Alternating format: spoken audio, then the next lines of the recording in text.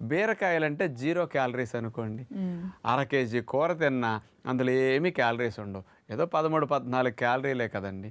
కాబట్టి షుగర్ తగ్గాలన్నా, బరువు తగ్గాలన్నా, కొవ్వు కరగాలన్నా, కొలెస్ట్రాల్ తగ్గాలన్నా అలాంటి వారికి బీరకాయ చాలా మంచిది. ఆరోగ్యకరమైన బీరకాయ వంటకం చూద్దాం.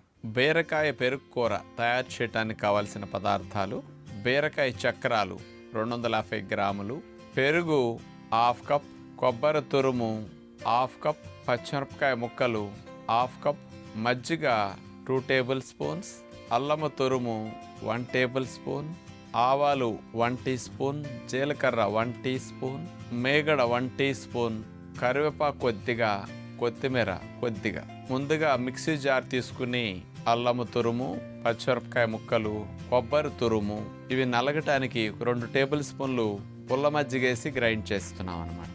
మెత్తగా కొబ్బరి తురుము, పచ్చిమిరపకాయ ముక్క